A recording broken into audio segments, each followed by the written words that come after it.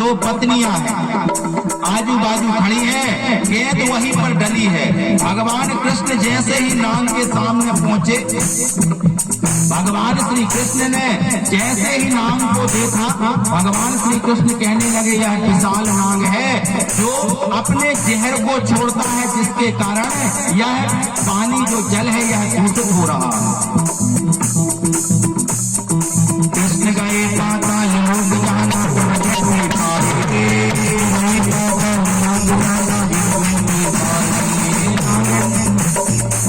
सोया नाग जगा दे नागिन बोले कृष्ण कन्हाई, सोया नाग जगा दे नागिन बोले कृष्ण कन्हाई, सोया नाग जगा दे नागिन बोले कृष्ण कन्हाई, नाग जगा दे नागिन बोले कृष्ण कन्हाई।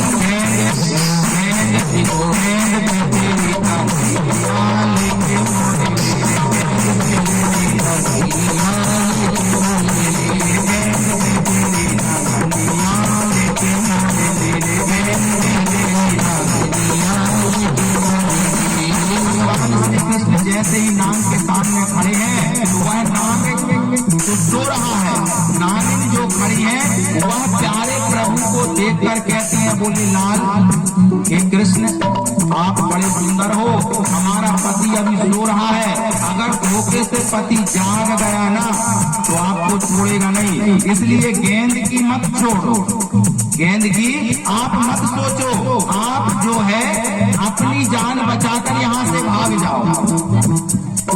भगवान कन्हैया कहने लगे, बोले चाहे कुछ भी हो जाए, हम बिगड़ गेंद लिए जो है नागिन यहाँ से जाने वाले नहीं है।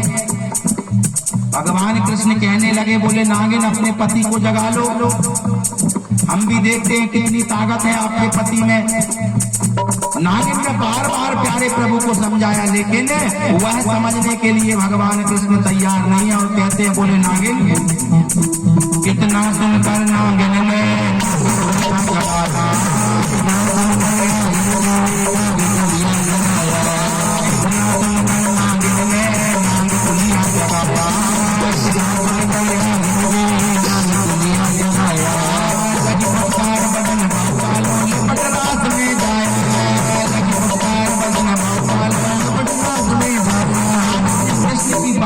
जैसे ही नागिनों ने अपने पति को जगाया, तो पति जैसे ही जागा तो सबसे पहले नाग ने जैसे ही फुसकार मारी तो भगवान सांवले तो थे ही और चेहर होता है नीला। भगवान के जैसे ही चेहरे में वह जहर लगा तो प्यारे प्रभु बिल्कुल कुल्हाले हो गए और जैसे ही नाग ने अढ़ाई ली तो प्यारे प्रभु को जो है वह नाग अपनी पूंछ में लपेट लेता है। लगी फुसकार बदन भाव कालो लिपट रास में जाया,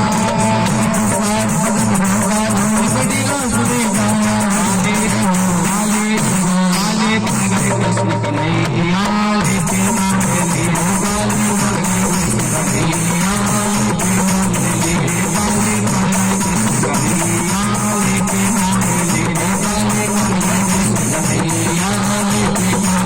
कन्हैया को वह नाग जो है लपेट के और पूरे जमुना जल में पटक पटक के मार रहा है और भगवान श्री कृष्ण बड़े मुस्कुरा रहे हैं। भगवान श्री कृष्ण ने जो है वह मुस्कुरा रहे हैं। जब वह पटक पटक के प्यारे प्रभु को जल में मार रहा है तो भगवान ने सोचा कि अब मेरी माया बतानी पड़ेगी। तो भगवान कन्हैया ने क्या किया, जैसे योग माया का ध्यान किया, माया माया करके प्रभु ने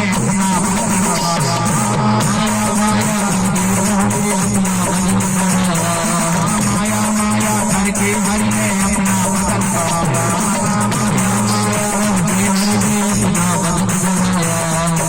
पकड़ के नागिन बोली छोड़ो पति हमारा,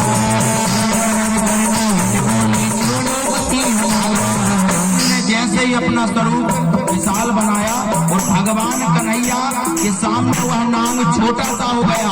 तो भगवान जैसे ही नाग के ऊपर चरण का प्रहार करते हैं तो नाग के शरीर से खून निकलने लगा और जैसे ही खून निकलता है तो वह खून जो है जल में मिलते हुए कहाँ पहुंच रहा है, जहाँ पर यशोदा मैया खड़ी हुई। अब मैया ने देखा कि खून जल में आ रहा है तो मैया ने सोचा कि हो ना हो मेरे कान्हा का खून है। और उस नाग ने डस दिया। मैया उस खून को देखकर रोने लगी। स्वयं जमुना जल में कूदने के लिए तैयार है। बाल बाल समझाते हैं, बोले मैया चिंता मत कर, भगवान चाहेगा तो तेरे कान्हा को कुछ नहीं होगा। चरण पकड़ कर नागिन बोली, छोड़ो पति भगवान,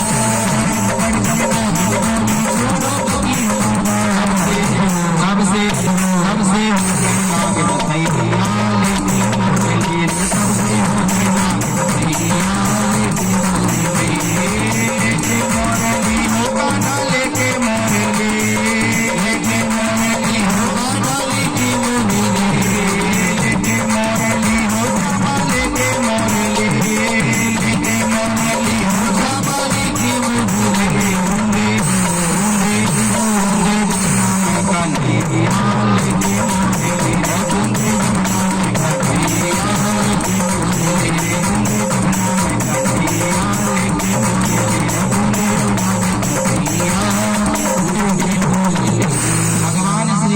जैसे ही नाग को मार रहे हैं, नागिन जो थी आकर चरणों में गिर गई। बोले प्रभु, हमारा नाग और हम आपको पहचान नहीं पाए, हमारे नाग को छोड़ दो। आप कौन हो परमात्मा, हम पर कृपा करो, हमारे पति को मत मारो।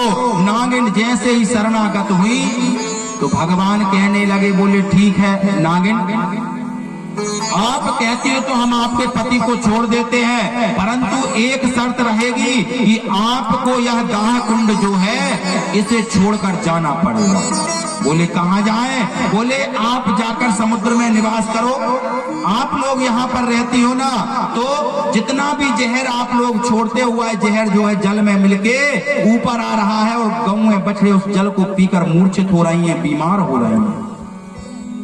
भगवान कन्हैया ने जैसे कहा, नाग नागिन कहने लगे ठीक है प्रभु, जैसी आप कहेंगे। प्यारे प्रभु ने उस गेंद को उठाया और गेंद को अपनी कमर में प्यारे प्रभु ने बांधा और भगवान कृष्ण कहने लगे, नाग अब एक काम और करो, मेरी मैया, मेरे बाबा, मेरे ग्वाल बाल गोपी वृंद सब जो है जमुना के किनारे खड़े होंगे, वहां तक छोड़ के आ जाओ। भगवान कन्हैया नाग के ऊपर खड़े हो गए, सुंदर ओंठों पर बांसुरी रखकर, और भगवान श्री कृष्ण बड़ी सुंदर बांसुरी को बजा रहे हैं। और नाग जो है प्यारे प्रभु को लेकर जा रही, नागिन जो है बढ़िया सुंदर चबर डुला रही है। प्यारे प्रभु कहाँ पहुंच गए? जहां पर वह मैया बाबा खड़े हुए हैं। ग्वाल बालों के कानों में जैसे प्यारे प्रभु की बांसुरी की आवाज सुनाई दी, ग्वाल बालों में खुशी की लहर दौड़ गई और बोले मैया, यह तो हमारे कान्हा की बांसुरी की आवाज है। मैया चुप हो जा, हमारे कान्हा को कुछ नहीं हुआ। भगवान कृष्ण जैसे ही नाग के साथ में नंद यशोदा के पास में पहुंचे, जाके मैया ने हृदय से लगा लिया। बोले पुत्र हे बस हे लाल, हे मेरे कान्हा, आप कहाँ चले गए थे? ऐसा लग रहा था मानो शरीर से प्राण निकल गए हों। कान्हा कहने लगे, मैया चिंता मत कर, मैं तुझे छोड़कर कभी नहीं जाऊंगा। भगवान कृष्ण कहने लगे, बोले मैया, मैं इस नाग को समझाने के लिए गया था। बोले कान्हा, पहले तो तू सांवला था, लेकिन अब तो बिल्कुल काले हो गए। तो कन्हैया कहने लगे, मैया उस पाताल कोट में ना तेरे हाथ की माखन मिश्री नहीं मिली, तेरे हाथ का माखन रोटी नहीं मिली, इसीलिए मैं सांवला था तो बिल्कुल काला हो गया। मैया जो है पोटली में माखन बासी रोटी रखे थी, मैया प्यारे प्रभु को खिलाने लगी। प्यारे प्रभु भाव के साथ में खाने लगे। ग्वाल बाल जय जयकार लगाने लगे। सभी ग्वाल बालों ने क्या किया, रात्रि कालीन वहीं पर रुककर और भोजन बनाया, और भोजन बनाने के बाद सभी ग्वाल बाल जो है रात्रि काल वहीं पर भोजन करते हैं। तो भगवान कन्हैया ने क्या किया, भगवान श्री कृष्ण ने सभी ग्वाल बालों ने, जितनों ने भी वहां पर जमुना के किनारे भोजन बनाया था, भगवान सबके पास में जाकर सबकी थाली से एक एक कौर उठाकर प्यारे प्रभु जी खा रहे हैं। बड़ा प्रेम, बड़ा स्नेह ग्वाल बालों के मन में भगवान के प्रति। भगवान श्री कृष्ण कहने लगे, ग्वाल बालों अब बताओ आप लोगों ने क्या क्या बोला है। ग्वाल बाल कहने लगे, कान्हा हमने बोला कि हमारा कान्हा अगर अच्छा भला आ जाएगा तो हम जो है सोने का मंदिर बनवाएंगे। भगवान कृष्ण से ग्वाल बाल कहने लगे, हमने बोला है कि हम भंडारा करवाएंगे। एक ग्वाला बोला, हमने बोला है कि हम गौओं का दान करेंगे। एक ने बोला हम यज्ञ करवाएंगे। अब कन्हैया कहने लगे, भैया हम आ गए, करवा लो जिसको जो कुछ करवाना है। ग्वाल बाल कहने लगे, थोड़ा सा समय तो देगा कि अब भी करवा दे सब। बोले नहीं, हम भगवान के सामने अगर जाते हैं और भगवान से कहते कि प्रभु हमारी विनती को सुन लो, तो भगवान सुन लेता है तो फिर तुरंत उनका हिसाब किताब कर देना चाहिए। कई लोग बताते हैं, बोले गुरुजी हमारा काम नहीं हो रहा था, 2 साल पहले हमने बोल दिया था कि बरमान में जाके भंडारा कराएंगे और 2 साल से भंडारा पड़ा है। आपका काम तो परमात्मा ने तुरंत कर दिया, लेकिन परमात्मा का कार्य, परमात्मा के लिए प्रसाद, वह बड़ा विलंब हो रहा। इसलिए सब चीजों में विलंब करो, सब चीजों में विलंब करो। लेकिन अगर भगवान के समक्ष हम किसी प्रकार की बोली बदना करते हैं तो उसे जो है तुरंत परमात्मा को चढ़ाना चाहिए। जब भगवान हमारी तुरंत सुन लेता है तो उसे फिर देरी क्यों करते हो। सुखदेव जी महाराज बताते, राजा परीक्षित भगवान कन्हैया को सब भगवान कृष्ण जो है सभी ग्वाल बालों को समझाते, बोले देर करने की जरूरत नहीं है। जब भगवान को हम पुकारते हैं और भगवान हमारी एक क्षण में सुन लेता है, हमें विश्वास रहता कि परमात्मा हमारी कभी ना कभी बात को सुनेगा। कि श्याम नाम जपते रहो और जब लो घट में प्राण, कि कब हम तो दीन दयाल के झनक पड़ेगी। परमात्मा के द्वारे पर हम किस विश्वास से जाते हैं कि भगवान एक ना एक दिन हमारी सब बातों को सुनेगा, भगवान हमारी सभी इच्छाओं को पूर्ण करेगा। लेकिन हम क्या करते हैं, भगवान पर भी विश्वास करते हैं, लेकिन विश्वास अटूट विश्वास नहीं होता। हमारी भगवान विलंब से क्यों सुन रहा है। कोई कार अपने घर में आ जाए, कोई केस आ जाए, कोई अव्यवस्था आ जाए, उसके लिए हम भगवान भोलेनाथ के पास पहुंचेंगे, बोले महादेव हमारा काम कर दो, हम आगे चल के आपको 1.25 किलो लड्डू चढ़ाएंगे। जब 1-2 दिन काम नहीं हुआ तो गणेश जी के पास पहुंच गए, बोले भोलेनाथ तो कुछ सुन नहीं रहे, बोले गणेश जी आप करवा दो काम, हमारा केस चल रहा, हम जीत जाएं। अब भोलेनाथ कहने लगे कि अब हम काय को जाएंगे जब हमारे बेटा जा रहे हैं। भगवान गणेश लग गए आपके पीछे, चलो हम जितवाते हैं, कचहरी में चल के आपका केस। आगे देवी जी पड़ी, बोले मैया चलो हमारा केस जितवा देना। अब गणेश जी कहने लगे माँ जा रही है तो पुत्र जाके क्या करेगा। गणेश जी भी लौटे आए। अब मैया लग गई पीछे, आगे चल के कोई दोस्त मित्र मिल गए, बोले भैया चलो यार कचहरी तक, आज सुनवाई है, क्या होना है। तो अब मैया सोचेगी कि अब मित्र ही जा रहा है तो फिर हम क्या करेंगे। अंतोगत्वा हुआ केस हम हार जाते हैं। क्यों? क्योंकि पूर्णता विश्वास नहीं है परमात्मा के लिए। और पूर्णता जिस दिन विश्वास हो जाएगा कि परमात्मा के सिवा इस जगत में हमारा कोई नहीं है। महाराज ध्रुव को देख लो, उनने 5 वर्ष में परमात्मा को पा लिया था। महाराज प्रहलाद को देख लो, उन्होंने 5 वर्ष में प्यारे प्रभु को प्राप्त कर लिया था। महारानी भीलनी सबरी को देख लो, गुरु वाक्यम जनार्दना, एक वाक्य गुरु महाराज बोल के गए थे कि सबरी कहीं जाने की जरूरत नहीं है, इस आश्रम में रहना, यहीं पर एक ना एक दिन परमात्मा तुझे जरूर मिलेंगे। और सबरी क्या करती थी, सबरी रोज जो है फूल डालती गलियों में और सांझ के समय फूल उठाकर अलग कर देती थी, फिर नए ताजे फूल डालती और फल भी कैसे तोड़ती थी सबरी। बेर भी तोड़ती थी तो उसको चख लेती थी कि ऐसा ना हो कि खट्टा बेर हो मेरे प्यारे प्रभु को, अगर धोखे से आ गए तो मैं उनको खट्टे बेर कैसे खिलाऊंगी। भगवान भी भाव के वशीभूत थे। प्यारे प्रभु ने भी ये नहीं देखा कि भीलनी के जूठे बेर हैं, भगवान स्वयं उन बेरों को खा गए। महाराज जटायु को देख लो, एक पक्षी होकर प्यारे प्रभु की परमात्मा की भक्ति को पाकर और उद्धार हो गया।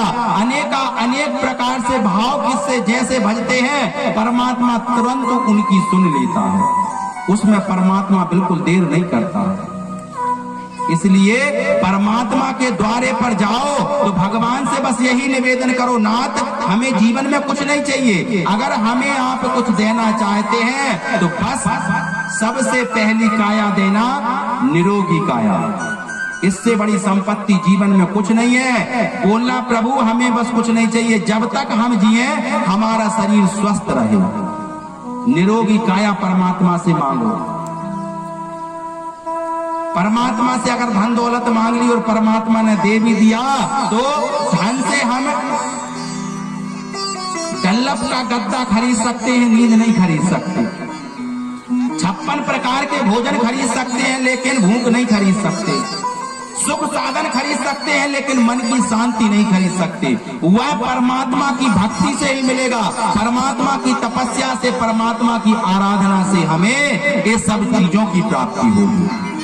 इसलिए जितनी भी बोली विदना करते हैं ना, उसे तुरंत कर देना चाहिए। हमारा काम हो और भगवान को चढ़ा देना चाहिए। बताया गया है कि गुरु की दक्षिणा और भगवान की उधारी एक रात में दुगनी हो जाती है, अमास पूनों में चौगनी हो जाती है। ग्रहण लग जाए, अगर ग्रहण तक वह उधारी ढली है तो वह 1000 गुना हो जाती है।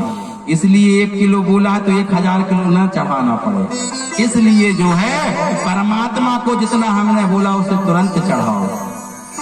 भगवान तो भाव का भूखा है, जो जैसा देंगे आप लेने के लिए परमात्मा तुरंत खड़ा हुआ है। एक गांव में एक माता जी थी। वह माता के यहाँ पर 4 पुत्रियां हो गई, नातिन हो गई 4। जैसे ही 4 नातिन हुई तो मैया जो थी घबरा गई, विचार करने लगी कि हमारे यहाँ पर एक नाती तक नहीं हुआ, क्या व्यवस्था हो गई, अब कैसे बात बनेगी। तो मैया जो है भगवान भोलेनाथ की बड़ी भक्त थी। मैया भगवान भोलेनाथ के मंदिर गई और जाकर कहा, बोले शंभु त्रिपुरारी, हे मायाधारी, हे उमापति महादेव, हमारे यहाँ एक एक करके 4 नातिन हो गई, एक नाती तक नहीं दिया आपने। तो भगवान प्रकट हो गए और कहने लगे, बोले माता जी आपने हमें आज तक कुछ चढ़ाया भी तो नहीं है। बोले प्रभु क्या चाहिए बताओ। बोले कुछ नहीं चाहिए, बस 1 दर्जन केला चाहिए। 1 दर्जन केला आप जो है लाकर हमें चढ़ा दीजिए, और जैसे ही आप लाके चढ़ाएंगी उस दिन बड़े सुंदर पुत्र की प्राप्ति आपके घर में हो जाएगी।